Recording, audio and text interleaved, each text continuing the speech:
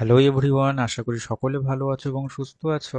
আমরা আলোচনা করছি ন্যায় বৈশেষিক দর্শনের বেশ কিছু প্রশ্ন নিয়ে, এবং আজকে আমাদের যে পার্ট যেটা চলছে সেটা হলো 10 নম্বর পার্ট, অর্থাৎ এর আগে 9টা পার্ট কিন্তু আমাদের হয়ে গেছে। এবং সেই সমস্ত কিছু ভিডিওগুলো ইউটিউবে অ্যাভেলেবেল আছে। আমি আশা রাখছি তোমরা সেগুলো দেখে নিয়েছো এবং তোমরা তোমাদের খাতার মধ্যে তা অবশ্যই লিখে রেখেছো। আমি এটা মনে করছি। কেমন? তো সকলে তোমরা আশা রাখছি ভালো আছো। তোমরা যে প্ল্যাটফর্মে রয়েছো সেই প্ল্যাটফর্মটির নাম হলো ইয়োর ফিলোসফি, এবং এটি একটি ফ্রি অনলাইন লার্নিং প্ল্যাটফর্ম। ওকে, মানে এখানে সব কিছু বিনা পয়সায় বা বিনামূল্যে কিন্তু পাওয়া যায় পড়াশোনার বিষয়বস্তু। ওকে, তো আমরা চলো শুরু করি আজকের প্রশ্ন।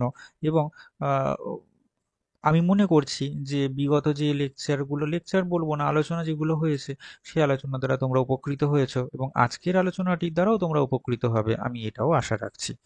তো চলো তাহলে শুরু করা যাক আজকের আলোচনা। কেমন? তো চলো শুরু করা যাক। আজকে যেটা প্রথম প্রশ্ন, সেটা হচ্ছে সবিকল্প ও নির্বিকল্প প্রত্যক্ষ হলো। আমি একটুখানি পজ করব, করে বলবো সবিকল্প এবং নির্বিকল্প প্রত্যক্ষের লক্ষণটা তোমরা কিন্তু অন্নং ভট্টের তর্ক সংগ্রহ, তোমাদের কাছে যে বইটি আছে, হতে পারে নারায়ণচন্দ্র গোস্বামীর যে বইটি আছে ওটি ওটি আছে, বা হতে পারে আরো অন্যান্য কোনো রাইটারের বই আছে। তো যাই থাকুক না কেন, এটা এতটাই গুরুত্বপূর্ণ তোমাদের এসএসসির জন্য বা এসএলএসটির জন্য, তোমরা কিন্তু এটা অবশ্যই পড়ে নিও। আর আমি কিন্তু এরকম বলতে থাকবো বা খোঁচাতে থাকবো যে হ্যাঁ এটা পড়ো এটা পড়ো, যেটা কিন্তু গুরুত্বপূর্ণ। এবং আমি আশা রাখছি যে এই কথাগুলো শুনলে তোমরা উপকৃত হবে। তো সবিকল্প নির্বিকল্প প্রত্যক্ষ হলো লৌকিক প্রত্যক্ষে দুটো স্তর, অলৌকিক প্রত্যক্ষে দুটো স্তর, যে কোনো প্রত্যক্ষে দুটো স্তর, বাহ্য প্রত্যক্ষে দুটো স্তর। এক্ষেত্রে উত্তর হচ্ছে লৌকিক প্রত্যক্ষেরই কিন্তু দুটো স্তর।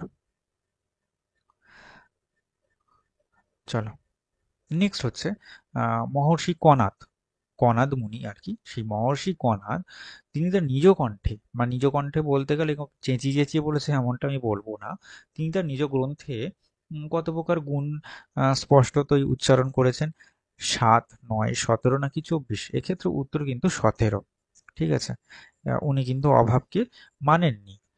আচ্ছা, পরবর্তীকালে প্রশস্তবাদের মতে মৌলিক গুণ তাহলে কটি হয়েছে? উনি কিন্তু প্রশস্তবাদ কিন্তু পরবর্তীকালে আরো বেশ কিছু গুণ মেনেছেন, এবং টোটাল বৈশেষিক স্বীকৃত গুণ কিন্তু 24টি হয়েছে। ওকে, তোমরা জানো এই বিষয়গুলো। এবং এর জন্য কিন্তু প্রশস্তবাদ ভাষ্যম বলে যে একটি গ্রন্থ আছে, এই গ্রন্থটি পড়ে নেওয়া ভীষণভাবে জরুরি। এটা বোধহয় তোমাদের আহ, পশ্চিমবঙ্গ রাজ্য পুস্তক পর্ষদেরও বোধহয় একটি বই আছে, এখান থেকেও পেতে পারো। আর একটি বইও কিন্তু তোমরা পেতে পারো সংস্কৃত পুস্তক ভান্ডার থেকেও, কিন্তু একটা বই আছে, ওখান থেকেও তোমরা পেতে পারো।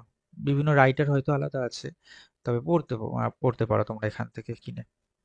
আচ্ছা, পরের প্রশ্ন, সেটা হচ্ছে বৈশেষিক মতে কর্ম কত প্রকার? দুটো, তিনটে, চারটে নাকি পাঁচটি? অবশ্যই বৈশেষিক মতে কটি বলতো? পাঁচটি। কেমন? আহ উৎক্ষেপণ, অবক্ষেপণ মনে পড়ছে? আকুঞ্চন, প্রসারণ এবং গমন। চলো পরের প্রশ্ন, বস্তুর স্থান পরিবর্তনমূলক ক্রিয়া, মানে বস্তুটি স্থান পরিবর্তন করছে, এই রকম ক্ষেত্র কোনটা? অবক্ষেপণ, প্রসারণ, গমন নাকি উৎক্ষেপণ? দেখো গমন মানে কিন্তু প্রসারিত, মানে এইভাবে হচ্ছে, মানে এক জায়গা থেকে আরেক জায়গায় যাচ্ছে। তাহলে দেখো বস্তুর স্থান পরিবর্তন হচ্ছে, মানে এক জায়গা থেকে আরেক জায়গায় যাচ্ছে, এখানে উত্তর কিন্তু গমন। ওকে, পরের প্রশ্ন, কুম্ভকারের চক্রের ঘূর্ণন ক্রিয়া তাহলে কি রকম হবে? কুম্ভকারের চক্রের ঘূর্ণন ক্রিয়া কি হবে? গমন, অবক্ষেপণ, আকুঞ্চন, প্রসারণ, কি হতে পারে বলতো? এক্ষেত্রে কিন্তু ওই যে ঘুরছে, চক্রটা কিন্তু ঘুরছে, তাই এটাও কিন্তু গমন হবে উত্তর। ঠিক আছে, পরের প্রশ্ন, ন্যায়বৈশেষিক মধ্যে সামান্যের নামান্তর কি? এটা একটা কন্ট্রোভার্সিয়াল প্রশ্ন, সিরিয়াসলি বলছি। অনেকে অনেক রকম কথা বলবে, কেউ বলবে ক্রিয়া, কেউ বলবে জাতি, এরকম অনেক কথা বলবে। আমি এখানে অপশন কিন্তু জাতিই করেছি, অনেকে কিন্তু ক্রিয়াও কিন্তু বলতে পারে। ঠিক আছে, এখানে ন্যায় বৈশেষিক কথাটা আহ আচ্ছা, যদি এটা কেবলমাত্র ধরো বৈশেষিক মতে সামান্যের নামান্তর হতো, তাহলে কিন্তু হতে পারে এটা ক্রিয়া হতো।